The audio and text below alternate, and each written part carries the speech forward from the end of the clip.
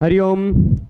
स्वागत है आप सभी का। आज के इस व्याख्यान में हम सभी लोग नैषधीय चरितम पढ़ रहे हैं और नैषधीय चरितम में अब तक हमने पहले सर्ग में 96 श्लोक पढ़ लिए हैं। आज 97वें से 100वें श्लोक तक पढ़ने का प्रयास करेंगे। देखते हैं भगवान जहाँ तक पहुँचाते हैं वहाँ तक पहुँचेंगे तो समय जितनी अनुमति देगा। पुरा हठात क्षिप्त तुषार पाण्डुरच्छदावृतेर्विरुधिबद्ध विभ्रमाः मिलन निमीलम ससृजुर्विलोकिताः नभस्वतस्तं कुसुमेषु केलयः। ये वाला श्लोक है। पुरा पहले के समय की बात है। आदौ पूर्व में, आदि में, पहले, बहुत पहले की बात है। ऐसा कौन सी बात है वैसी? तो कह रहे हैं अच्छा, हुआ ऐसा कि राजा नल ने देखा। क्या देखा?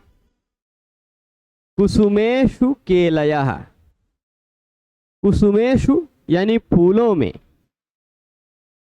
केलयः यानी केली कहते हैं क्रीड़ा को। फूलों में जो केली है यानी क्रीड़ा है।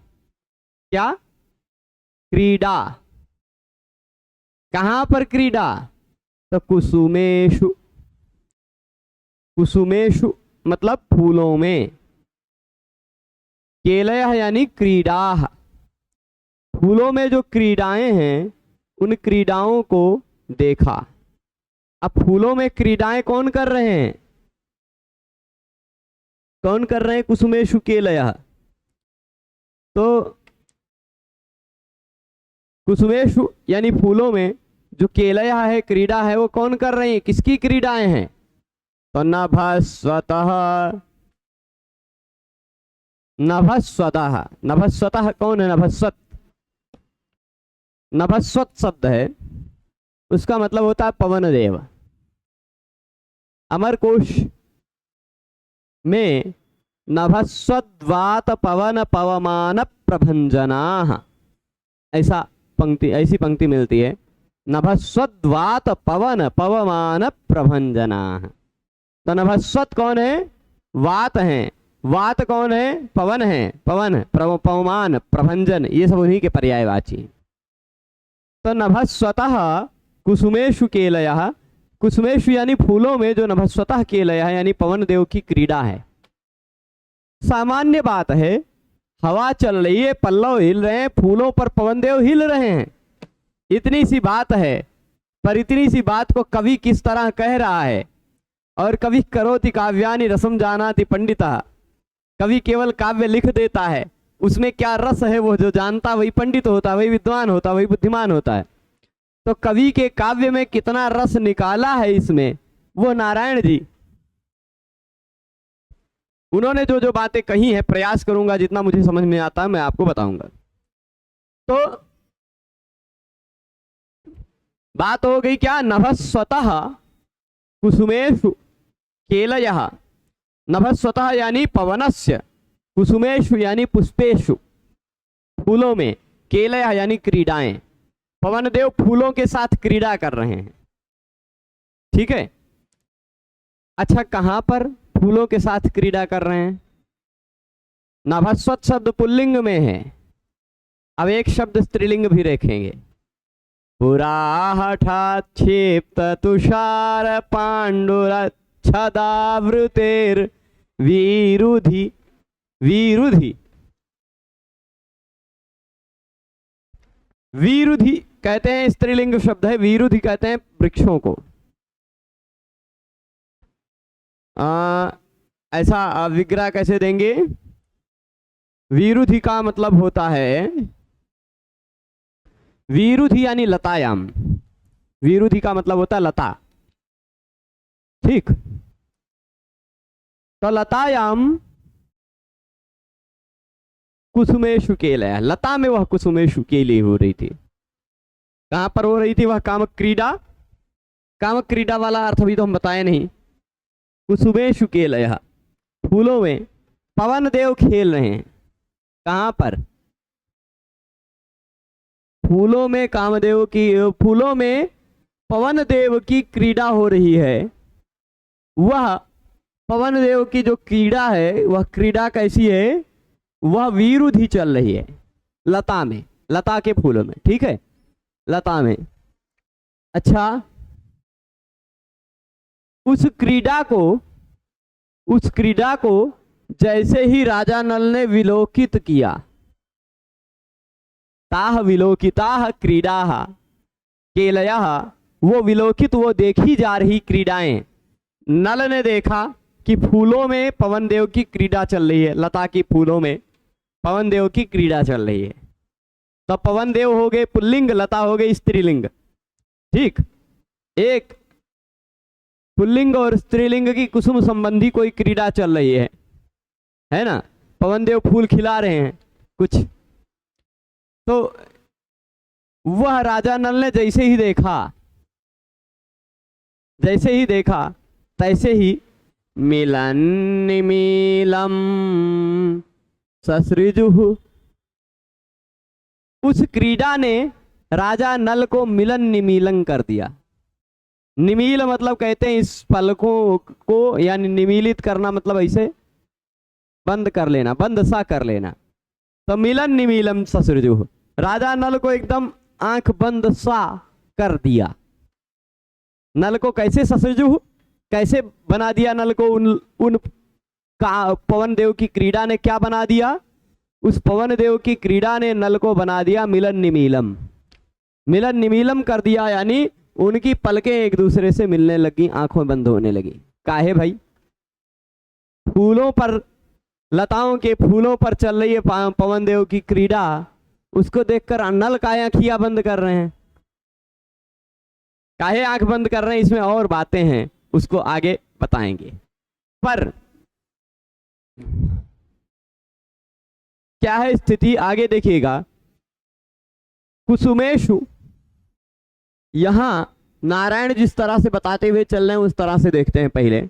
कुसुमेशु यानी पुष्पेशु, फूलों में, नभस्वतः पवनस्य वा पवन देवस्य वायोः, ठीक, पवन देव का, वायुदेव की, केलयः क्रीडाः, फूलों में वायुदेव की जो क्रीड़ा है वह क्रीड़ा विलोकिताः सत्यः, राजा नल ने उस क्रीड़ा को जैसे ही देखा तैसे ही तम, उस राजा नल को वो क्रीडाएं, उन क्रीडाओं ने, क्रीडाओं को कर्ता बना दे रहे हैं यहाँ, उन क्रीडाओं ने क्या कर दिया, मिलन निमीलम ससृजुः, आंख बंद करवा दिया, नल की आंखों को बंद करवा दिया उन क्रीडाओं ने। काहे आंख बंद किया, इस पर और चिंतन कर सकते हैं। फूलों को देखकर विरहियों की विरह व्यथा थोड़ी और ज्यादा बढ़ती है, तो आंखियां इसलिए हो सकता है बंद कर रहे हो, या हो सकता है एक पुरुष है पवन देव, एक स्त्री है लता है, उन दोनों में क्रीड़ा चल रही है तो वो नहीं देखना चाहिए इसलिए आंखियां बंद कर लिया, है ना। तो और संभावनाएं की जा सकती हैं।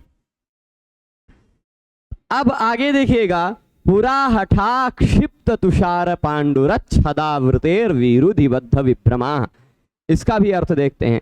पुरा, पुरा का मतलब होता है पहले, हठात मतलब बलात्, बलपूर्वक, हठात यानी बलपूर्वक, बल से, बलात्कार पूर्वक या बल जबरदस्ती।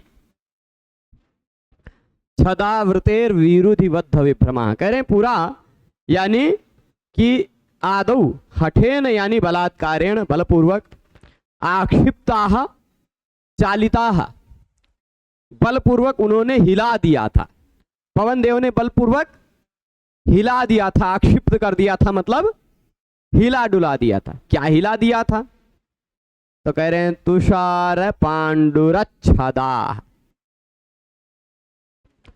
तुषार यानी बर्फ से, पांडुर यानी बर्फ के कारण, या ऐसा कह देते हैं तुषार उसको भी कह देते हैं जो ओस गिरी हुई रहती है, ओस गिरी रहती है उसको भी तुषार कण कहते हैं, पत्तों पर अटकी हुई रहती है ओस, उसको भी तुषार कहते हैं। और पत्तों पर देखा है आपने पानी की बूंद जैसे ओस टपक के लगी रहती है, उसको भी तुषार कहते हैं, बर्फ ही कहते हैं। और या बर्फीली जगह की कोई वर्णन हो, पर बर्फीली जगह का कोई वर्णन नहीं, तो वही तुषार मतलब वही होगा हिम। उससे क्या हो जाता है, पांडुरच्छदा। अब वह जो तुषार जिस पत्ते पर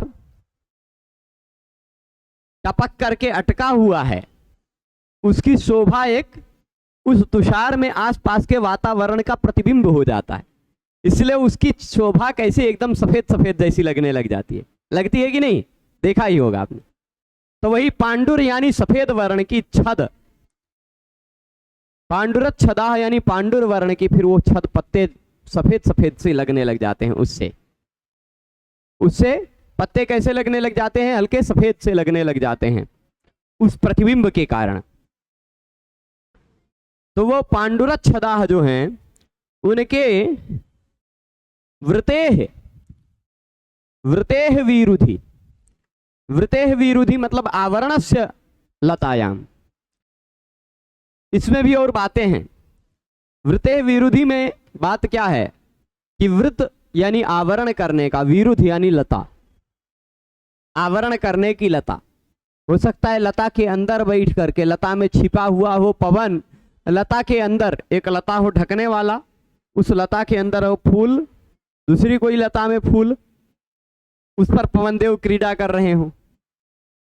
तो एक लता है वह आवरण करके ढक करके रखी है कि उस क्रीड़ा को कोई ना देखे, पर पवन देव के हठ के कारण, पवन देव के बल के कारण, पवन देव के बलात्कार के कारण वह जो आवरण करने वाली जो विरुद्धि थी, जो लता थी, वह हट गई, क्षिप्त हो गई, और उसके जो बर्फ वर्फ थे वो भी छटक गए, है ना। क्षिप्त तुषार पांडुर छदा। तो तुषार पांडुर बर्फ के कारण जो पांडुर छदा हो गई थी, पांडुर आवृत्ति वाली हो गई थी, आवरण वाली हो गई थी, वैसी लता हट गई।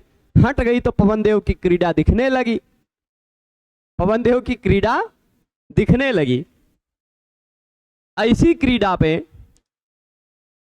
बद्ध विभ्रमाः, बद्ध विभ्रमा, अथवा ऐसा कह दीजिए, वी कहते हैं पक्षी को, वी का भ्रम विभ्रम, पक्षियों का भ्रम हो जाए, ठीक है।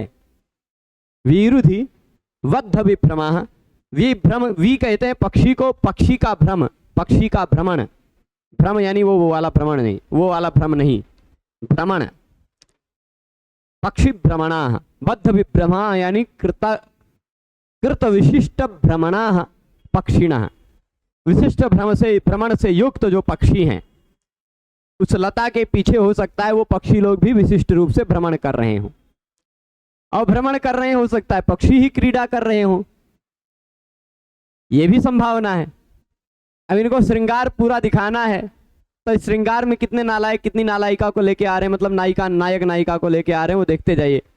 पहले पवन देव का विरुद्ध में क्रीड़ा दिखाई, अब बद्ध विभ्रमा, हो सकता है पक्षियों का भी भ्रमण हो रहा हो उसी लता के पीछे, है ना, तो उसको भी देख लिया। बद्ध विभ्रमा केलयः, पक्षियों के भ्रमण से जन्य जो क्रीड़ाएं हैं, उस क्रीड़ाओं को देख करके राजा नल मिलन निमीलम ससृजु, नल की आंखें बंद सी होने लगी, ठीक है।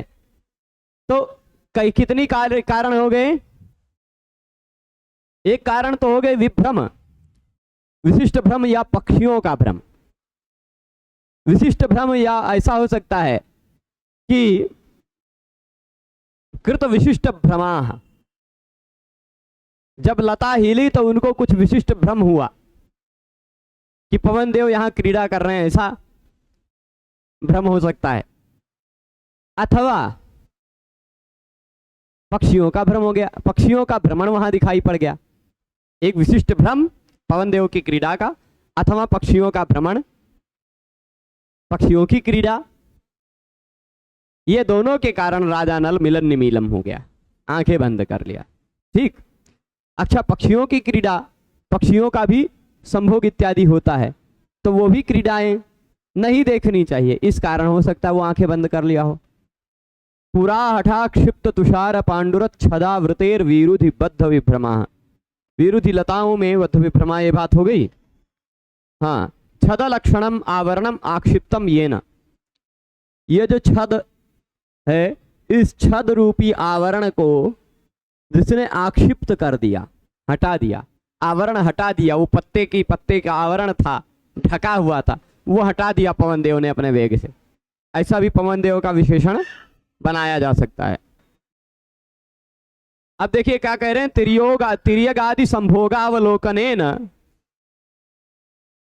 तिर्यगादि संभोगावलोकन सुखात कृतनो नेत्र संकोचम।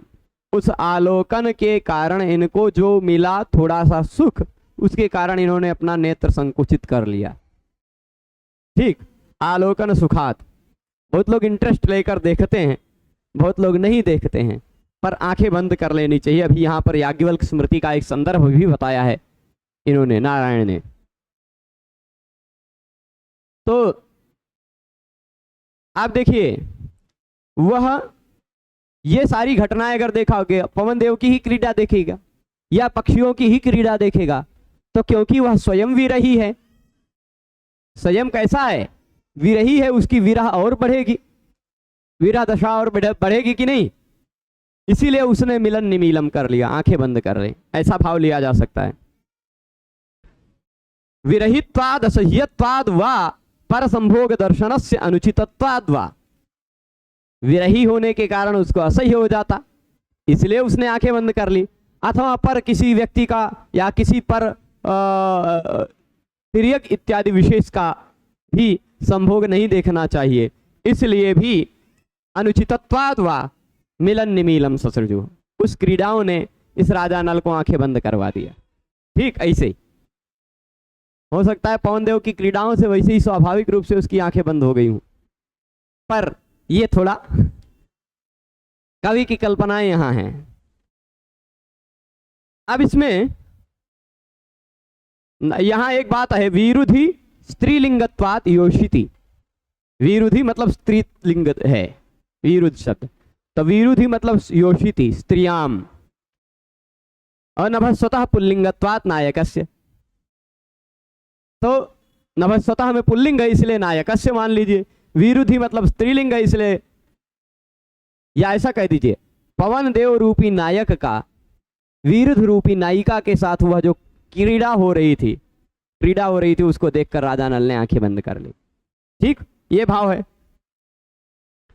अब कुसुमेषु केलयः, इसमें एक और बात है, कुसुमेषु केलयः अगर ये दोनों एक साथ कर दिया जाए, वैसे पहले साथ ही साथ सटा कर ही लिखा जाता था, इतना स्पेस उस स्पेस होता नहीं था, तो कुसुमेषु, कुसुम की है ईशु बाण जिसका, उसको कहते हैं कुसुमेषु।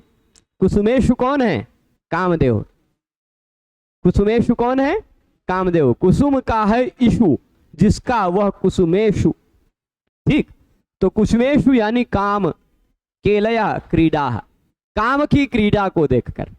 अब वो नभस्वतः केलया खाली ऐसा भी हो गया पवन देव की क्रीड़ा फूलों पर, ऐसा कुसुमेषु केलया मतलब फूलों पर क्रीड़ा, ऐसा भी ले सकते हैं। अथवा पवन देव की काम क्रीड़ा, कुसुमेषु केलया यानी काम क्रीड़ा, कुसुमेषु हो गए कामदेव, क्रीड़ा काम, कुसुमेषु काम का पर्यायवाची शब्द हो गया ना, केलया यानी क्रीड़ा। तो न पवन देव की काम क्रीड़ा को देख करके भी उसने मिलन निमीलम ससृजु, आंखें बंद कर ली। ठीक है, ये बात हो गई। तो है इसमें बहुत सारी बातें, देख लिया होगा संभवतः, अब ये देख लीजिए। पहले से सफेद बने पत्तों का आवरण बलात् पकड़े हुए वायु की लता पर किए हुए विलास, और बाद को फूलों पर की हुई अटखेलियां नल को देखने में आती हुई उसकी आंखें बंद करवा देती थी। यहां उतना बढ़िया से हिंदी भाव नहीं बताया। देखिए यहां कवि ने श्लोक 25 में आया हुआ प्रकृति का चेतनीकृत चित्र दोहरा रहा है कि वायु में नायक और लता में नायिका का चित्रण करके कवि ने यहाँ भी समासोक्ति बनाई है। यहाँ यह भी विशेषण है कि जड़ प्रकृति तत्वों तथा चेतन नायक नायिकाओं में समान रूप से लग जाते हैं। जड़ भी क्रीड़ाएं करते हैं, ऐसा कवि ने बताया है। बद्ध विभ्रमा में बद्धा विभ्रमा या सुता यो, ऐसा भी कर लें तो कुसुमेषु केलया का विशेषण बन जाएगा। और कुसुमेषु केलया का कुसुमेषु केलया एक ही समस्त पद कर रख लें तो अर्थात कुसुमेषु यानी कामस्य, कुसुमेशोः केलया कामस्य केलया काम क्रीडा संभोगा इत्यर्थ। ठीक, बाकी हेर फेर के लिए हुए देखिए संस्कृत टीका देखिए, हेर फेर के लिए और भी बातें हैं। संस्कृत टीका देखिए मतलब नारायण जी को देखिए, ऐसा कह रहे हैं ये। अब इसके बाद ये बहुत बढ़िया श्लोक है। गता यदुत्संग तले विशालताम द्रुमाशुरोभिः फल गौरवेण ताम कथम न धात्रीमत्रिमात्र नामितैः सवन्दमानानभिनन्दति स्म तान्। बात यहाँ ऐसी है, धात्री शब्द के कई अर्थ हैं। इस श्लोक में भी 2 से ज्यादा अर्थ हैं, 2 से ज्यादा यानी 3, 4, 5 भी हो सकते हैं। अभी चिंतन करते हैं, जितना आ जाएगा उतना बताएंगे। मुझे 2 से ज्यादा अभी ही दिख गया।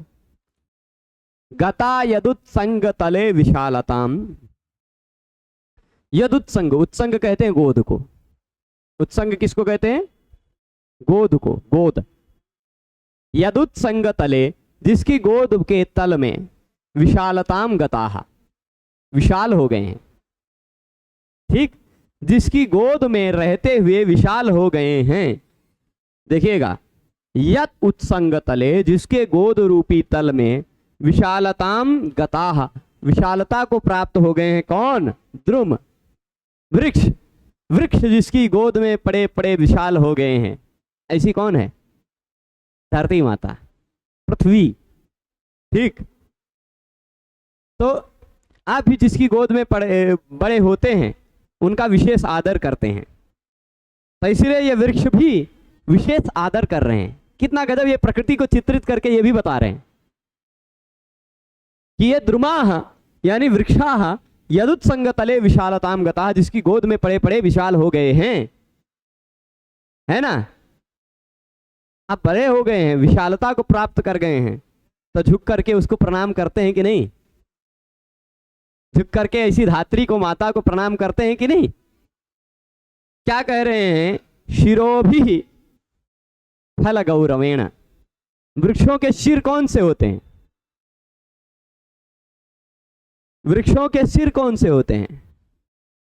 उसके हमेशा सभी, अगर फल ही सिर माना जाए तो सब में तो फल होता नहीं, तो सबके सिर नहीं होते क्या? इसलिए वृक्ष की ऊंची ऊंची जो शाखाएं होती हैं वही उनके सिर हैं। ठीक, पर उन ऊंची ऊंची शाखाओं में जब फल का गौरव आ जाता है, फल का भारीपन आ जाता है, तो वो झुक जाते हैं। तब फल गौरवेण यानी फल की गुरुता के कारण, फल के भारीपन के कारण। आम की शाखा आप देखते होंगे या और किसी भी वृक्ष की शाखा देखते होंगे, वह तब तक ऊंचा रहता जब तक उसमें फल ना हो। जैसे जैसे फूल हल्का सा आता है, वो थोड़ा सा भार बढ़ता है, वो झुकता जाता है।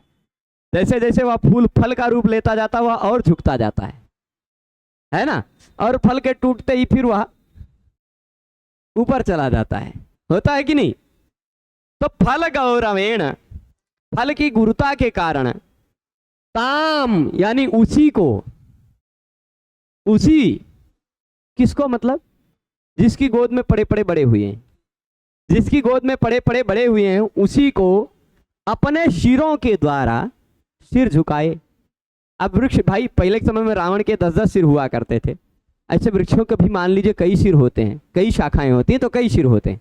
इसलिए शिरों भी अपने शिराओं से, अपने शिखों, अपने सिरों से, अपने मुड़ियों से क्या कर रहे हैं? धात्रीम यानी धरती माता को अपने सिरों से अतिमात्र नामितैः, नामितैः मतलब नमित नहीं, नामित हो गए हैं, झुकाए गए हैं। नमित होना मतलब झुकना, और नामित होना मतलब झुकाना। ठीक, यहां भी वैसे नमित ही णिजंत में भी बनता है विकल्प से, नमित और नामित दोनों बनता है णिजंत में। गण सूत्र है एक ज्वल फल करके, उस सूत्र से यह मित जो नम है वह विकल्प से मित माना जाता है। मित माना जाता है तो विकल्प से मिताम ह्रस्वा से विकल्प से ह्रस्व होता है। ठीक है, तो नामित ही यानी झुकाए गए। किसने झुकाया? शिरों को किसने झुकाया?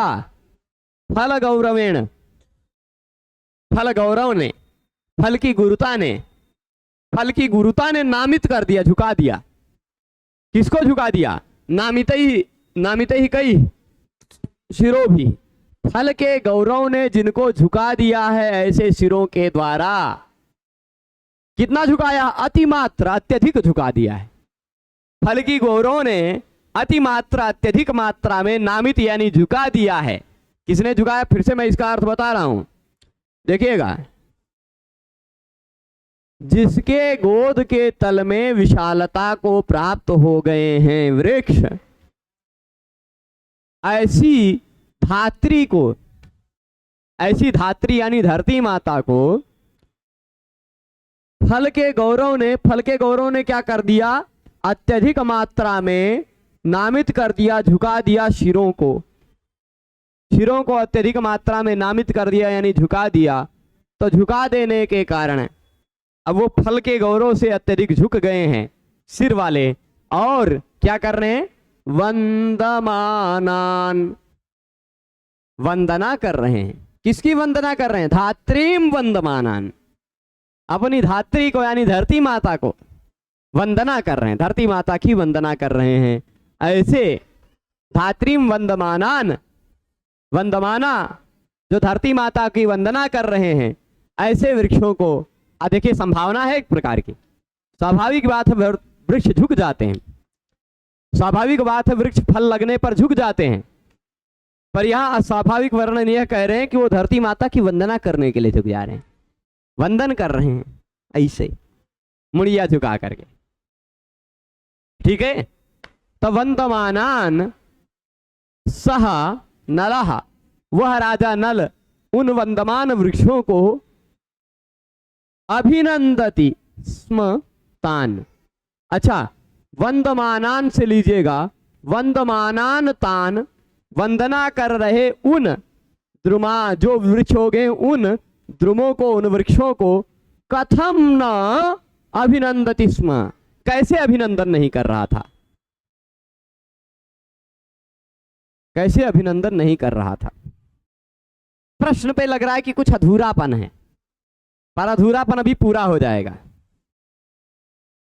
सह नलः फल गौरवेण, फल गौरवेण यानी फल की बाहुलता, फल की बहुलता। फल का अब देखिए कई अर्थ हैं फल गौरव में, बहुत सारी गंभीर बातें भी हैं, कई हैं, अनेक बातें हैं। अच्छा, धात्री उसको भी कहते हैं, धाई माँ को, धाई माँ को भी धात्री कहते हैं। कौन होती है धाई माँ? पहले के समय में राजाओं के यहां धात्रियां हुआ करती थी। रानियां जो है ना, वह रानियां बालकों को जन्म तो देती थी, पर पालन दासियां भी किया करती थी बहुत सारी। तो एक प्रकार की पालिका माँ होती है, वो पालन करने वाली, उसको धाई माँ कहते हैं, धात्री कहते हैं। ठीक, नाटकों को जब आप पढ़ेंगे तो धात्री शब्द बहुत मिलेगा। तो धात्रीम, वो धात्री कैसी है? यदुत्संगतले विशालताम गता, जिसकी गोद में खेलते खेलते बड़े हो गए। वो भी तो धात्री भी तो वही ही है जो पालिका माता है। जैसे यशोदा जी हो गई कृष्ण की, कृष्ण की यशोदा माता हो गई, एक प्रकार की धात्री माता कही जा सकती हैं, है ना। जेठ पाने वो स्तनपान तक भी करा सकती हैं। ठीक, स्तनपान भी धात्री में, जेठ पाने भी धातु लिया जा सकता है। तो स्तनपान भी कराती हैं, स्तनपान इत्यादि के द्वारा भी पालन करते हैं। तो ऐसी धात्री को, जो जिनके गोद में खेलते खेलते, यदुत्संग तले, जिनके आंचल के तले विशालताम गता, विशाल हो गए धीरे धीरे, है ना। अब उसी को अपने शिरों भी, अपने शिरों से,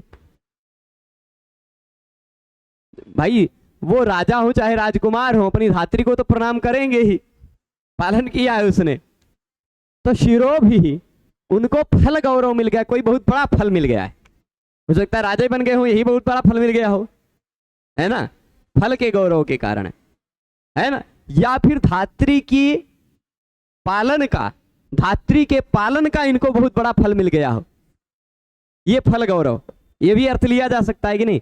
तो उस फल गौरव के कारण ताम, उस धात्री को अतिमात्र फल के गौरव के कारण उसने उन्होंने कि भाई इस धाई माँ ने मुझे पालन किया इसलिए मुझे ये सब मिला, तो फल गौरव के कारण ही वो धाई माँ के सामने झुक जाते हैं। तो फल गौरव ने ही उन लोगों को भी झुका दिया है, अतिमात्र नामित ही, अत्यधिक मात्रा में जिनको झुका दिया है, ऐसे लोगों को वंदमानान, ऐसी वंदना कर रहे, जो धाई की वंदना कर रहे हैं, ऐसे वंदना कर रहे लोगों को कैसे वह अभिनंदन नहीं कर रहा था, कैसे अभिनंदित नहीं कर रहा था। यह एक प्रश्न हो गया। दूसरा, धात्री का धरती माता अर्थ हो गया, ठीक है। अब इसमें बातें एक और भी हैं कि फल गौरवेण यानी फल बाहुल्यन, फल के भारीपन अथवा फल के बहुलता के कारण, यह भी एक अर्थ होता है। फल के भारीपन के कारण अथवा फल की बहुलता के कारण, अथवा पुण्यजन फलाधिक्येन, पुण्यजन्य फलाधिक्येन, पुण्य के द्वारा जन्य। अब धाई ने पालन किया होगा, पालन किया होगा तो बहुत कुछ सिखाया होगा, तो बहुत कुछ करने के कारण उन्होंने पुण्य किया होगा ढेर सारा, उन बालकों ने विशाल होने के बाद कुछ पुण्य किया होगा, तो पुण्य के द्वारा उनको कुछ फल बहुत मिल गया होगा, उस फल के गौरव से, फल की अधिकता के कारण कि अरे भाई इतना इसी के सिखाने से हमने ये काम किया इसलिए हमको ये फल मिला, है ना। तो उस फल गौरव के कारण, फल गौरवेण पुण्यजन्य फलाधिक्येन अतिमात्रम अतिशयेन, अतिमात्र नामितैः यानी अतिमात्रम अतिशयेन नामितैः नम्रतैः, झुका दिया है जिनको, ऐसे शिरोभिः यानी अग्रभागैः अथवा मस्तकैः, वो लोग मस्तक से नमन कर रहे हैं अपने सिरों से, यानी अग्रभाग से वृक्ष अपने नमन कर रहे हैं, ठीक है। ताम धात्रीम पृथ्वीम उपमातरम च, पृथ्वी अथवा उपमाता दोनों अर्थ समझ रहे हैं। और वंदमानान अथवा स्पर्श कर रहे हैं, चरण स्पर्श कर रहे हैं या वंदन कर रहे हैं, धरती को छू रहे हैं फल के गौरव के कारण, वृक्ष धरती को छू रहे हैं, कुछ कुछ छूने लग जाते हैं एकदम से, है ना, और ज्यादा फल लग जाते हैं, ज्यादा बड़े बड़े, तो वो लटक के एकदम लचीली शाखाओं वाले तो एकदम जमीन को ही छू लेते हैं।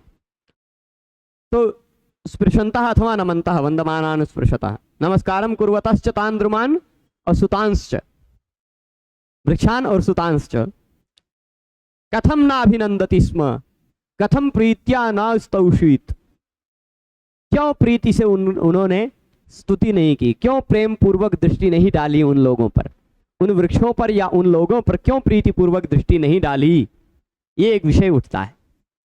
तो इसका समाधान दे रहे हैं, कांस्तान ये द्रुमाः यस्याः धात्र्याः उत्संग तले उपरि प्रदेशे अथवा अंकस्थले विशालतां वृद्धिं गताः ते ही युक्त कारिणः स्तोतुमुचिताः आसन। अब तो भाई वो वृक्ष तो अच्छा काम कर रहे हैं, अथवा जो अपनी धात्री की वंदना कर रहे हैं वो भी अच्छा काम कर रहे हैं, अच्छा काम कर रहे हैं कि नहीं। तो वृक्ष भी अच्छा काम कर रहे हैं और वो धात्री को प्रणाम करने वाले लोग भी अच्छा काम कर रहे हैं, और ये राजा है नल, तो इसको तो उन लोगों को अभिनंदित करना चाहिए। अभिनंदित करना चाहिए कि नहीं करना चाहिए, करना चाहिए ना, तो अभिनंदित करना चाहिए, फिर भी क्यों नहीं अभिनंदित कर रहा है। कथम ना अभिनंदित स्मतान, क्यों अभिनंदित नहीं कर रहा है उन लोगों को, उन वृक्षों का या उन लोगों को क्यों अभिनंदित नहीं कर रहा है। तो कह रहे हैं फल भर नम्राह ही वृक्षास्तोतव्याः एव, नारायण कह रहे हैं कि फल के भार से जो झुके हुए वृक्ष हैं वो तो स्तुति करने योग्य होते हैं, वो तो प्रशंसनीय होते ही हैं वो वृक्ष। और विरहित्वात् अनभिनंदनम, क्यों नहीं अभिनंदित कर रहा है, तो इसका उत्तर नारायण दे रहे हैं कि विरहित्वात्, वो थोड़ा विरह में है। जब आप विरह में रहते हैं तो आप कुछ उचित कुछ अनुचित भूल जाते हैं, है ना। तो विरहित्वात् अनभिनंदनम, क्योंकि वह विरही है इसीलिए वह अभिनंदन नहीं कर रहा है। अथवा कथम अभिनंदति स्म किंतु न इति काकुर्वा, अथवा कथम अभिनंदति स्म, कैसे अभिनंदन कर रहा था? नहीं, नहीं अभिनंदन कर रहा था, ऐसा भी अर्थ ले सकते हैं। कथम अभिनंदति स्म, कैसे अभिनंदन कर रहा था? बोलने की टोन अलग करिए। कैसे अभिनंदन कर रहा था? ना, नहीं अभिनंदन कर रहा था। ठीक भाई, क्योंकि वो विरही है इसलिए नहीं अभिनंदन कर रहा था। अथवा दूसरे तरह से कह दीजिए, कैसे नहीं अभिनंदन कर रहा था? काकू कथम न अभिनंदति स्म तान, कैसे अभिनंदन नहीं कर रहा था, मतलब अभिनंदन कर रहा था। ना का भी हाँ में अर्थ ले लिया जाता है काकू से, काकुरवा। ठीक, तो वियोग तत्ताय तस्मै स्मरोपकरण हेतवः पुष्प वृक्षाः इव फल वृक्षाः अपि न रुरुचिरे इति भावा। तात्पर्य क्या है कि वियोग से जो संतप्त व्यक्ति होता है, जो दुख से संतप्त व्यक्ति होता है, उसके मन को तो स्मरोपकरण हेतवः पुष्प वृक्षाः इव, जैसे कामदेव के उपकरण है फूल, फूल के वृक्ष तो भाई विरही लोग बिल्कुल नहीं देखते हैं ध्यान से, वैसे फल भी उसी तरह पीड़ित करते हैं। फल वृक्षाः अपि न रुरुचे, फल के वृक्ष भी उसको नहीं पसंद आए। न रुरुचिरे इति भावः। यथा दुखिते मनसि सर्वम असह्यम, दुखिते मनसि सर्वम असह्यम, ऐसा भारवी ने कहा है किरातार्जुनीयम में। दुखित मन में सब कुछ असहनीय हो जाता है। मन अगर दुखी है तो कितना अच्छी बात आए वो भी आपको लिए असहनीय लग जाती। दुखिते मनसि सर्वम असह्यम, सब कुछ असहनीय हो जाता है। 9वें सर्ग में है, 30 नंबर पर श्लोक किरातार्जुनीयम में। अच्छा, इससे पहले एक महीने के एक जो पिछले वाले में श्लोक में संभोग वर्णन था, जिसको देख करके उसने आंख बंद कर लिया था, उसमें मैंने कहा था कि याज्ञवल्क्य स्मृति का एक संदर्भ बताएंगे। आचाराध्याय का 135वां श्लोक संदर्भित किया है नारायण ने कि नेक्षेतार्कम न नग्नाम स्त्रीम न च संसक्त मैथुनाम। याज्ञवल्क्य भगवान कहते हैं नेक्षेतार्कम, सूर्य को न देखें, सूर्य को नहीं देखना चाहिए। और किसको नहीं देखना चाहिए? न नग्नाम स्त्रीम, नग्न स्त्री को नहीं देखना चाहिए। और न च संसक्त मैथुनाम, और जो मैथुन क्रिया में संसक्त हैं ऐसे लोगों को भी नहीं देखना चाहिए। ठीक, ऐसी स्त्री को भी नहीं देखना चाहिए, ऐसा कह सकते हैं। ठीक है, आचाराध्याय में याज्ञवल्क्य ने निषेध किया है, इसीलिए उसने आंखें बंद कर ली। सूर्य को भी नहीं देखना चाहिए। देख के देखिए, थोड़ा सा आंखियां खराब कर देंगे सूर्य भगवान, है ना। सुबह लाल रहते हैं, सुबह के समय थोड़ा सा देख सकते हैं, वह अरुण रहते हैं, अर्क नहीं रहते हैं। ठीक, अर्क नहीं रहते, वो अरुण रहते हैं, लाल वर्णी। ठीक है, और फिर उसके बाद इसमें पूरा बात समझ गए होंगे। सवंदमानान अभिनंदति स्मतान, धात्री स्याद उपमातापि क्षितिरप्यामलक्यपि। अमर को इसके अनुसार उपमाता को भी और पृथ्वी को भी और आमलकी के वृक्ष को भी धात्री कहा जाता है। ठीक, दधति याम धयंती याम इति धात्री। ध कर्मणि स्ट्रन से ट्रन प्रत्यय लगकर धात्री बन जाता है, ध। हाँ, चलेगा। तो ये बात समझ गए होंगे दोनों तीनों जो बातें हैं। अतिमात्र नामितैहि यदुत्संगतरे विशालताम गतः, जिसके गोद में विशालता को प्राप्त हो गए हैं।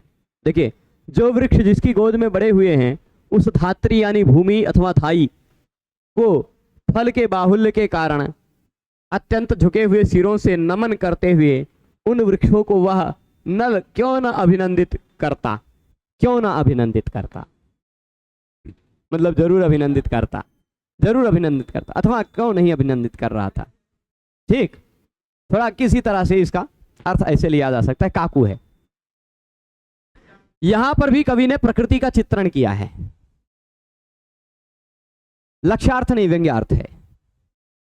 लक्ष्यार्थ मुख्य अर्थ के बाधित होने पर ही आता है ना। यहां मुख्य अर्थ बाधित नहीं हो रहा है ना। अभी तो एक और अर्थ की ओर प्रेरित कर रहा है। यहां भी कवि ने प्रकृति का चेतनीकरण किया है। धात्री आदि शब्दों में श्लेष रखकर धात्री पृथ्वी पर बड़े होकर फल की प्रचुरता के कारण उसकी ओर नमन कर रहे प्रस्तुत वृक्षों पर धाई की गोद में पले और पुसे हुए बाद में उसे नमन करने वाले अप्रस्तुत पुत्रों पर व्यवहार का समारोह करके यहाँ भी समासोक्ति बना रहे हैं। पहले और दूसरे पाद में आनाम आनाम की तुक बन जाने से अंत्यानुप्रास भी है। अनाम अनाम, अच्छा पहले और दूसरे पाद में अनाम अनाम कहाँ लिखा है? गता यदुत्संग तले विशालताम, ताम ताम है, अनाम अनाम तो नहीं है ना, आम आम है वही, वो अनाम अनाम गड़बड़ से लिख दिया है ना। और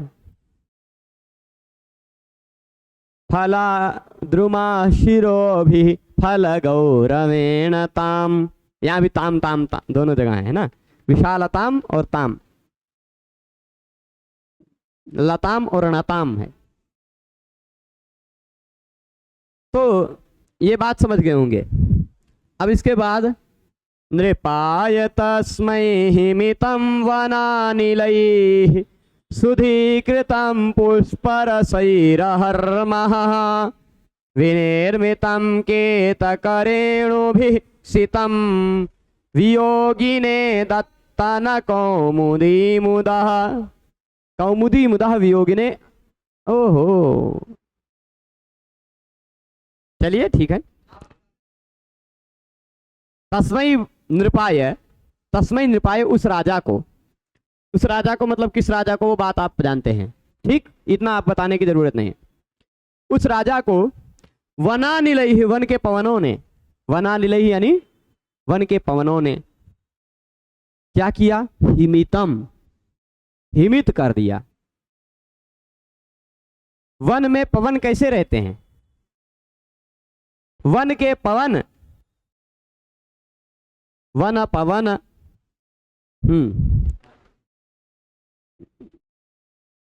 वन के जो पवन हैं वह, वन के पवन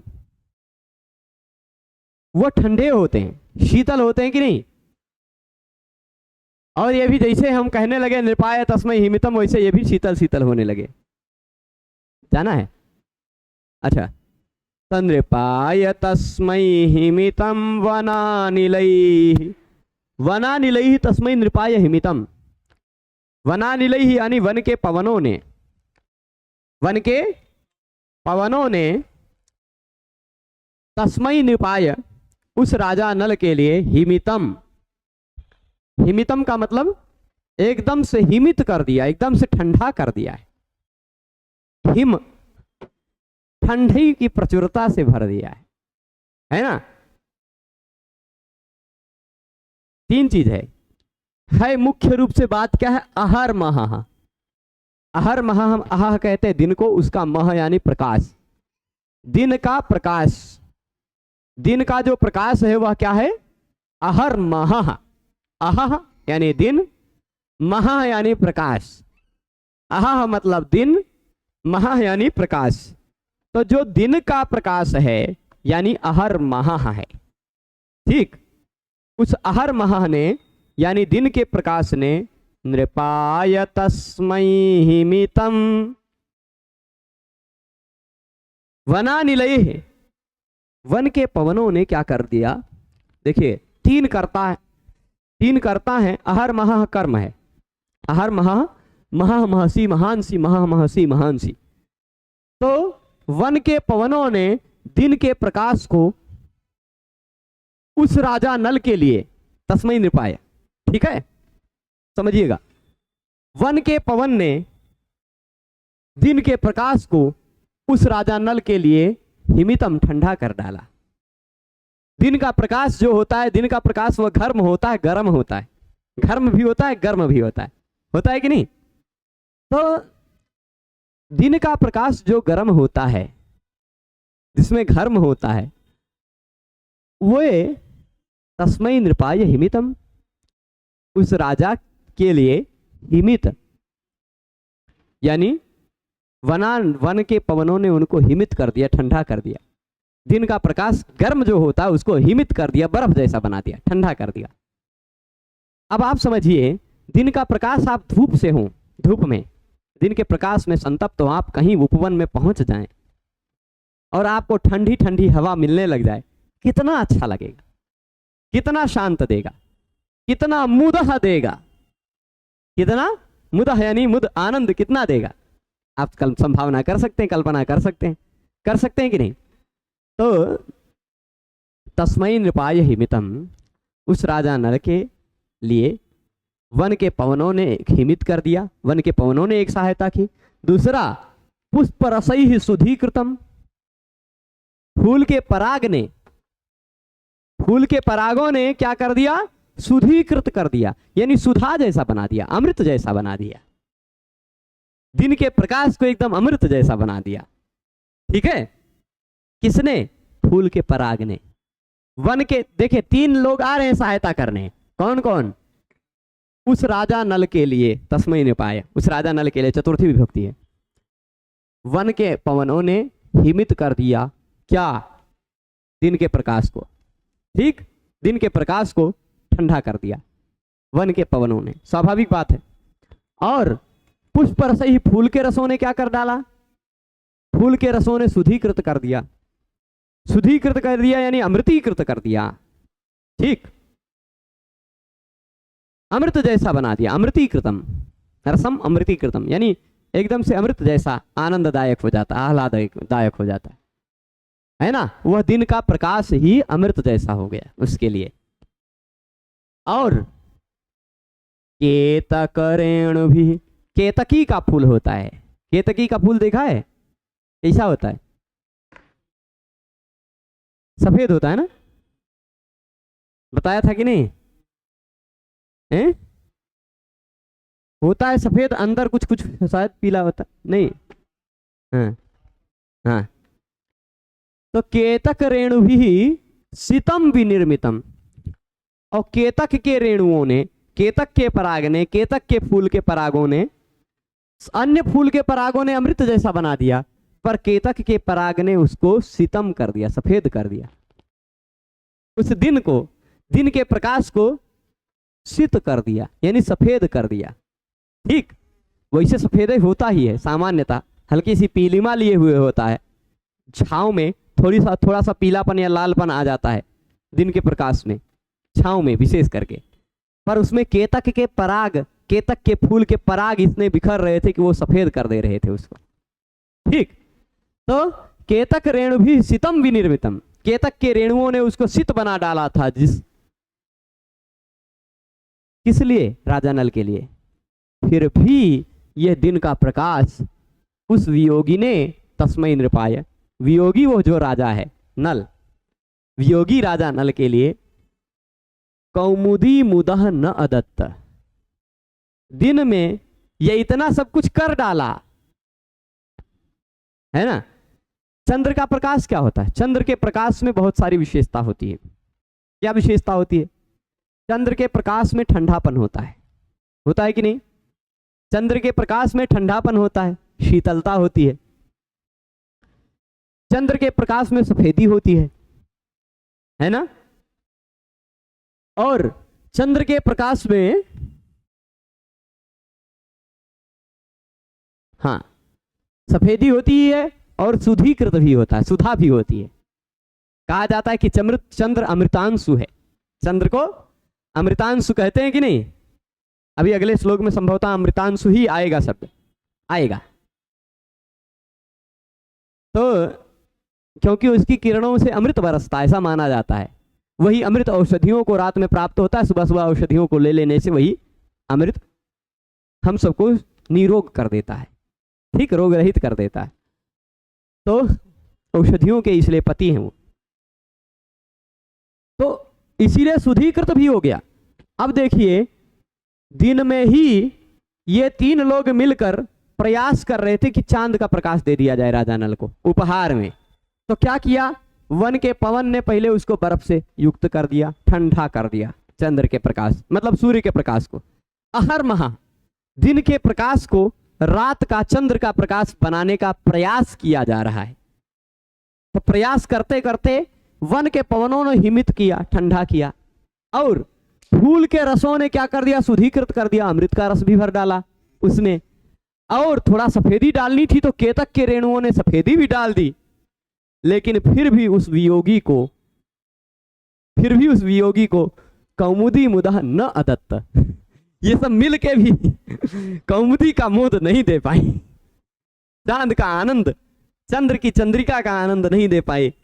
यानी यह दिन के हर महा न अदत्त, दिन के प्रकाश ने कौमुदी मुदा, चांद की चांदनी का आनंद नहीं दिया। दिन के प्रकाश ने चांद की चांदनी का आनंद नहीं दिया, भले ही उसमें 2-3 और सहायक आ गए, फिर भी नहीं दिया। ठीक है, समझ रहे हैं अर्थ पूरा? अब इसमें और बात है। और बात क्या है, थोड़ा सा देख लेते हैं कि पुष्परसैः मकरंदैः सुधीर्तममृतकेतकरेण भी ठीक है, क्योंकि वह यद्यपि चंद्र का तुल्य है, यद्यपि चांद की चांदनी के तुल्य है, सारी गुण जो चांद की चांदनी में होते हैं वह दिन के प्रकाश में वो सारे गुण मिल रहे थे। चांद की चांदनी में जो सारे गुण होते हैं वो दिन के प्रकाश में भी वो सारे गुण मिल रहे हैं, यद्यपि फिर भी तेजो विरहित्वात्, वह दिवस का जो तेज है वो विरहित्वात् तस्य चंद्रिका दुखदायिनी थी, वह कौमुदी बन चुका था, ऐसा कह दीजिए कौमुदी, वह दिन का हर महा कौमुदी, दिन का प्रकाश ही कौमुदी बन गया था। फिर भी वियोगी ने मुदम न अदत्त, मुदह न अदत्त, उस वियोगी को मुद नहीं दे पाई। दिन का प्रकाश कौमुदी बन गई, ऐसा भी एक अर्थ ले सकते हैं कि नहीं, अहर महा कौमुदी, दिन का प्रकाश ही कौमुदी बन गई सारी विशेषताओं से युक्त होने के कारण, फिर भी वियोगी ने मुदह न अदत्त, वियोगी को आनंद नहीं दे पाई। क्यों नहीं दे पाई? क्यों नहीं दे पाई वियोगी को आनंद? क्योंकि वो विरही है, विरही को तो चंद्र का प्रकाश भी और विरह बढ़ाता ही है ना, इसीलिए दुखदायिनी हो गई। अथवा अहर महा कौमुदी इति व्यस्त रूपकम, अहर महा कौमुदी, दिन का प्रकाश ही कौमुदी है, दिन का प्रकाश ही कौमुदी हो गया, ये वाला रूपक कर दिए। तस्मै मुदो नादत्त, ये वाला अर्थ बता ही दिए हमने। शैत्यादि गुण योगात, शैत्य इत्यादि, शैत्य आ गया, शुद्धिकृत यह भी आ गया, सित भी हो गया, ये सारे गुण से युक्त हो जाने के कारण अहर महा इति कारणात् तस्मै मुदो अदत्त, अथवा अहर महा दिन के प्रकाश ने तस्मै उस नल को मुदह अदत्त, आनंद तो दे दिया लेकिन कौमुदी नहीं दी, ये भी अर्थ लिया जा सकता है। आनंद तो दिया पर कौमुदी नहीं दे पाई। ठीक है, यह अर्थ लिया जा सकता है ना, तस्मै मुदो दत्त न कौमुदी इति वा, ऐसा भी अर्थ लिया जा सकते। शैत्यादि गुण योगेन दिवस तेजः सुखांतरम तस्मै ददौ कौमुदी मुदो न ददौ इति वा, दिन का तेज जो है उसको सुख दिया पर कौमुदी आनंद नहीं दिया। कौमुदी भी हो सकता है रतियो वहां रुके तो कौमुदी ने आनंद नहीं दिया। ठीक, ये भी अर्थ ले सकते क्या? हाँ, पूर्व विश्लेष कर सकते हैं। तो इस तरह से अहर महा में रोसुपी से रेप हुआ है। ठीक, अहन रोसुपी से त्र लग जाता, उससे रेप हो गया। तो ये पूरा तात्पर्य समझ गए हैं। उस वियोगी को दिन का प्रकाश आनंदित नहीं कर रहा था, या दिन का प्रकाश आनंदित कर रहा था पर कौमुदी नहीं दे रहा था, या दिन के प्रकाश ने आनंदित किया कौमुदी ने आनंदित नहीं किया, ऐसे कई तरह से अर्थ ले सकते हैं। ठीक है, वन के पवनों से शीतल बनाया हुआ, पुष्प मकरंदों से अमृतमय किया हुआ और केवड़े के परागों से श्वेत बनाया हुआ भी दिन का तेज उस विरही नल को चांदनी के आनंदों को नहीं दे पाया। केवल यह एक अर्थ बताया। यहां आनंद के कारण वनानिल आदि के होते हुए भी आनंद रूप कार्य नहीं हुआ, इसलिए विशेषोक्ति है। आनंद के कारण कई तो हैं पर मुद नहीं दिया, इसलिए विशेषोक्ति है। ठीक है, जहां कारण होने पर भी कार्य ना हो, आनंद देने के बहुत सारे कारण हैं पर आनंद नहीं मिला इसलिए कार्य नहीं हुआ, तो विशेषोक्ति अलंकार होता है। मुदी मुदह में, कौमुदी मुदह में 6 का अनुप्रास और कई जगह वृत्त्यनुप्रास है। ठीक है, ये बात हो गई। अब इसके बाद अयोग भाजो पिनृपस्य पश्यता, अयोग भाजो की जगह मैंने वियोग भाजो भी पढ़ा है। ठीक, यद्यपि यद्यपि इन्होंने भी, नारायण ने भी अयोग भाजा वाला ही अर्थ दिया है, पर मल्लीनाथ ने अपनी जीवातु टीका में वियोग भाजा का अर्थ दिया है। हाँ वही वियोग ही अयोग, न योग वियोग, वही अयोग वही वियोग, दोनों पर्यायवाची शब्द है। ठीक है, अयोग भाजोपि, विशिष्ट योग नहीं करने जाएंगे अभी, मानसिक ही योग है अभी। राजा नल का और दमयंती का मानसिक है, विशिष्ट योग मान लीजिए, कोई दिक्कत नहीं, पर वो थोड़ा सा अर्थ उतना ज्यादा अच्छा मजेदार नहीं ला पाएगा। शतक पूरा कर देते हैं, 100वां श्लोक है, थोड़ा सा समय लग जाएगा पर पूरा कर देते हैं, है ना। संकल्प हो गया तो आज 100 हो जाए। अयोग भाजो पिन पश्य पश्यता तदेव साक्षादमृतांशुमाननम पिकेन रोषारुण चक्षुषा मुहुः कुहुरुताहूयत चंद्रवैरिणी। आहा क्या बात है। कुहू कुहू, पिकेन, पिक क्या करता है, कोयल, कोयल कुहू कुहू करता है कि नहीं, इसमें विश्लेष है। वियोग भाजो अच्छा नहीं, अयोग भाजो ही पढ़ें, चलिए वियोग भाजो ही पढ़ें, कोई दिक्कत नहीं।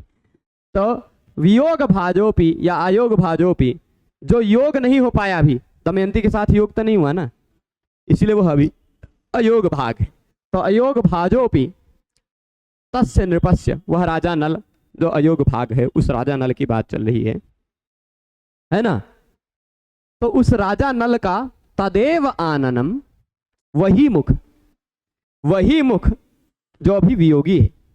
अयोग भाजोपि नृपस्य, नहीं वियोगी नहीं है, मुख वियोगी नहीं है। वियोगी कौन है, राजा नल। तो वियोगी जो राजा नल है, उस राजा नल का, षष्ठी लगा हुआ है ना, उसका मतलब का, वही मुख, उस राजा नल का वही मुख। अरे जिस मुख की बहुत प्रसिद्धि है भाई, सुंदरता के कारण प्रसिद्धि है, साधारण तो है नहीं वो मुख, है ना। तो उस राजा नल का वही मुख अभी देख रहा है ना। वही मुख पश्यता पिकेन, किसने देखा, कोयल ने देखा। उस राजा नल का अयोग भाजः अपि, भाई अभी वियोगी है। कैसा है राजा नल, वियोगी है।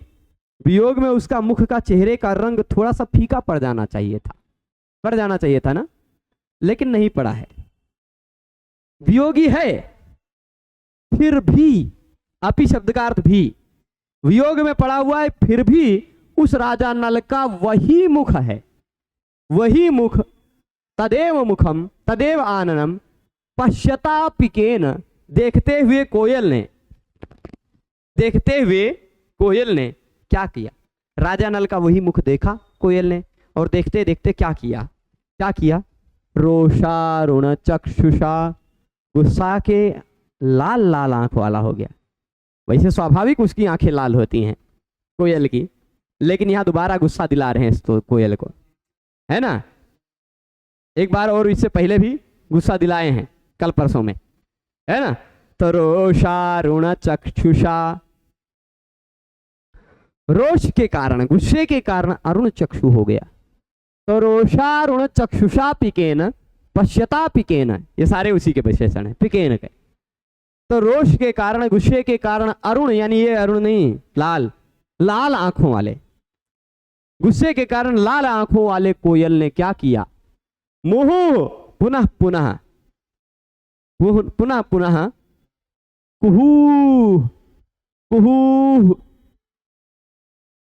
कुहू करके, कुहू के रुत यानी शब्द से, कुहू के शब्द से आहूयत, पिकेन आहूयत, कोयल ने बुलाया। किसको बुलाया, राजा नल का वैसा ही अभी मुख देख रही है, तो इसको गुस्सा आ गया कोयल को, और गुस्सा आ गया, लाल लाल आंखें से होकर वो कुहू कुहू करने लगी। संभावना है, यद्यपि ऐसा है नहीं, वो तो स्वाभाविक बात है, वन में है तो लाल है आंखें होंगी, कोयल है तो उसकी आंखें लाल ही होंगी, है ना। और बोलेगी भी भाई तो कुहू कुहू ही बोलेगी, है ना, और तो कुछ तो बोलेगी नहीं। सारे गधा पानी पिया तो कुछ गाएगी नहीं, है ना। तो और कोई गान तो उसको आता नहीं, कुहू कुहू ही आता है। तो कुहूरुता है ना, आहूयत चंद्र वैरिणी, चंद्र वैरिणी आहूयत, चंद्र की वैरिणी है कोई। ये देखो चंद्र से काम नहीं बन रहा है, चंद्र से काम नहीं बन रहा है, चंद्र इसके मुख को कुछ भी नहीं बिगाड़ पा रहा है। ये वियोगी है ना। दो तरह से अर्थ लेंगे अभी इसका। पहले तरह का अर्थ दे रहे हैं। पहले तरह का अर्थ यह है कि चंद्र वैरिणी, चंद्र की वैरिणी कौन है? अमावस्या। अमावस्या के दिन चंद्र नहीं दिखाई पड़ता है, इसीलिए कवि की भाषा में ऐसी संभावना की जा सकती है कि अमावस्या, अमावस्या कैसी है? चंद्र वैरिणी है। अमावस्या क्या है? चंद्र वैरिणी है, हैं? हाँ, अमावस्या दो प्रकार की होती है। दर्श और पौर्णमास याग जब पढ़ रहे थे हम तो उन्होंने बताया था अमावस्या दो प्रकार की होती है, कुहू और सिनी वाली, है ना। तो कुहू नाम भी है, इसीलिए कुहू शब्द रखा। अमावस्या का कुहू नाम है, तो कुहू कुहू कह के क्यों बुला रही थी? वो अमावस्या को बुला रही थी क्योंकि अमावस्या का नाम है, ठीक है। कुहू वह होती है जिसमें रात में बिल्कुल प्रकाश ना रहे, अप्रकाश से युक्त, ठीक है। तो यद्यपि ऐसा कहते हैं कि कुहू वह अमावस्या होती है संभवतः जो चतुर्दशी के दिन सूर्योदय के बाद, देखिए आज सूर्योदय हो गया, सूर्योदय के बाद अमावस्या शुरू हुई और पूरा दिन चलेगी, पूरा रात चलेगी, अगले दिन सूर्योदय से पहले ही खत्म हो गई, वह अमावस्या कुहू अमावस्या कही जाती है, ठीक है। और आज सूर्योदय के बाद शुरू हुई या सूर्योदय से पहले ही शुरू हुई, कभी भी सूर्योदय से पहले शुरू हुई या सूर्योदय के बाद शुरू हुई, अगले सूर्योदय के बाद तक चले तो वह शनि वाली होती है, ठीक है। तो वह कुहू मतलब अमावस्या, कैसी अमावस्या? आहूयत, कुहू कुहू कह करके, कुहू के आवाज से आहूयत बुलाया, चंद्र वैरिणी यानी अमावस्या को बुलाया। किसने बुलाया? कोयल ने बुलाया। क्यों बुलाया? क्योंकि अभी भी उसका साक्षात अमृतांशुम। अच्छा देखिएगा, और भी दो चीज देख रहा था वो कोयल। क्या देख रहा था? पहले अमृतांशुम को देखा, चंद्र को देखा, चांद को देखा, ये भी है, और इसका आननम भी देखा, मुख भी देखा, ये भी। तो चंद्र भी देखा, इसका मुंह भी देखा, और ये तो वियोगी है, फिर भी चंद्र के कारण इस पर कुछ प्रभाव नहीं पड़ रहा है भाई। थोड़ा प्रभाव पड़ता तो कोयल को मजा आता है ना। चंद्र के कारण इस पर कुछ विरह का प्रभाव पड़ता तो इसको थोड़ा सा मजा आता। तो अमृतांशु को देखा साक्षात, है ना, और उसके मुख को भी देखा। इन दोनों को साक्षात देखने के बाद तदेव वही आनंद को देखा। नृप के देखते हुए उस कोयल ने लाल आंखें हो गई कि ये चांद किसी काम का नहीं है, ये किसी काम का नहीं है, इसलिए रोषारुण चक्षुषा, क्रोध से लाल आंखें वाले से होने के कारण मुहु पुनः पुनः वो कोयल एक के बार थोड़े ना कुहू करती है, जब चालू होती है तो बोलती रहती कुहू कुहू कुहू कुहू कुहू कुहू कुहू कुहू, ऐसे कई बार बोलती है ना। तब मुहु आहूय था, पुनः पुनः बुलाई गई, एक दो बार नहीं बुलाई गई। कुहूरुता, कुहू के आवाज से बुलाई गई चंद्र वैरिणी यानी अमावस्या। किसके द्वारा बुलाई गई? कोयल के द्वारा बुलाई गई कि चंद्र से काम नहीं चल रहा, तो ही आ जाओ भाई, है ना। और अथवा दूसरे तरह से अर्थ ले सकते हैं, दूसरे तरह से अर्थ ले सकते हैं कि जब कोयल ने देखा, कोयल ने क्या देखा? उसके मुख को देखा, तदेव आननम, है ना, उसी के आनंद को देखा, उसके आनंद को, राजा नल के तदेव, नृपस्य तदेव आननम, ठीक। वियोगी भी अभी वियोग में है, वियोग में ना होता तो क्या होता? सोचिए, वियोग में यदि वह ना होता तो क्या होता? वियोग में है फिर भी तदेव, उस वियोग से युक्त ही उस वियोगी राजा नल का वही आनंद देखते ही इसको लगा कि ये तो साक्षात अमृतांशु है, साक्षात यही चंद्र है, साक्षात इसी का मुख ही चंद्र है। तो दूसरे चंद्र की आकाश में क्या आवश्यकता है? दूसरे चंद्र की उस चंद्र को देख के इसको गुस्सा आने लगा। ये तो साक्षात चंद्र साफ साफ यही सामने खड़ा दिखाई पड़ रहा है, इस चंद्र के रहते उस चंद्र की क्या जरूरत है, वो चंद्र कम सुंदर है, ये चंद्र ज्यादा सुंदर है ना। ये चंद्र जो है सामने खड़ा नल रूपी चंद्र वियोगी है फिर भी बहुत सुंदर है, वियोगी है फिर भी बहुत सुंदर है, और वो तो उतना सुंदर है ये नहीं, इसलिए उस पर गुस्सा लग गया चंद्र पर। वो ज्यादा अच्छा नहीं लगा। आपके घर में एक सुंदर चीज रखी हो, एक असुंदर चीज रखी हो, तो आप चाहेंगे ये थोड़ा गड़बड़ लग रहा है देखने में, फेंक दें इसको, है ना। तो इसीलिए उस चंद्र को हटाने के लिए कुहुरुता हुई तो चंद्र वैरिणी, इसलिए उसने चंद्र की वैरिणी को बुलाया, अमावस्या को बुलाया कि इस चंद्र की जरूरत नहीं है, तू ही आ जाओ, है ना, तू ही आ जाओ, ये तो है ही एक चंद्र यही धरती पे, उस चंद्र की क्या जरूरत है, इसलिए चंद्र वैरिणी बुलाई गई। यानी विरह में भी वियोग में भी उसका स्वरूप इतना सुंदर था, ये यहां कहने का कवि का अभिप्राय है। ठीक है, तात्पर्य समझे हैं। अब देखिए यहां थोड़ा सा, हाँ ये प्रभु थोड़ा छोटे हो जाओ, नहीं होगे। हाँ, वियोग में भी रहते हुए भी राजा नल के मुख को साक्षात चंद्रमा ही देखते हुए, साक्षात चंद्रमा के रूप में ही देखते हुए, क्रोध में आंखें लाल लाल किए हुए कोयल ने कुहू कुहू शब्द से मानो चंद्रमा की वैरी कुहू को बुलाई, अमावस्या को बुलाई। हाँ, कुहू रुता यानी कुहू एक कोयल की आवाज भी हो गई, और कुहू मतलब वो नाम हो गया अमावस्या का। ठीक है, वन में कोयल स्वभावतः कुहू कुहू करके कूक कर रही थी। इस पर कवि ने कुहू शब्द में श्लेष रखकर कल्पना कर रखी है कि मानो कुहू कुहू पुकार रही है, वह कुहू अमावस्या को बुला रही है, जिससे नल के मुखचंद्र की चमक जाती रहे। कोयल की आंखें भी स्वभावतः लाल होती हैं, उस पर भी कवि कल्पना यह कर रहा है कि मानो वह क्रोध से आंखें लाल किए हुए हो। ये दोनों उत्प्रेक्षाएं गम्य हैं, वाच्य नहीं है। ऊपर से गम्य मतलब जहां शब्दशः उत्प्रेक्षा कह दी जाए, इव कह दिया जाए, मन्य कह दिया जाए, शंके कह दिया जाए, ध्रुवम कह दिया जाए, प्रायः कह दिया जाए, ऐसा कोई शब्द कह दिया जाए, शब्द से आ जाए तो वाच्य उत्प्रेक्षा होती है। जहां ये शब्द न कह दिए जाए वहां गम्य उत्प्रेक्षा होती है। ठीक है, तो ये उत्प्रेक्षा गम्य उत्प्रेक्षा है, प्रतीयमान उत्प्रेक्षा है। अमृतांशुत्व का आरोप, नल के आनंद पर अमृतांशुत्व का आरोप होने से रूपक भी है।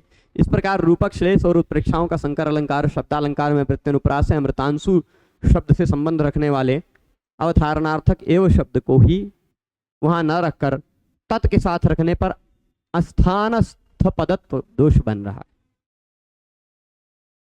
किसी शब्द को किसी स्थान पर रखना उचित होता है, जैसे एव, इव, ये सारे शब्द क्या होते हैं, इनका स्थान नियत होता है। एव को इधर उधर आप रखेंगे तो थोड़ा अर्थ अच्छा नहीं बता पाएगा, एव, है ना, एव अपना उतना अच्छा अर्थ नहीं बता पाएगा, है। यदि आप एव, इव इत्यादि शब्दों को थोड़ा अच्छे ढंग से रखेंगे तो वह अच्छा अर्थ बताएगा। जहां जैसे तत् एव और अमृतांशुम एव, तत् एव की जगह अमृतांशुम एव होता, अमृतांशुम के बाद एव रखता है।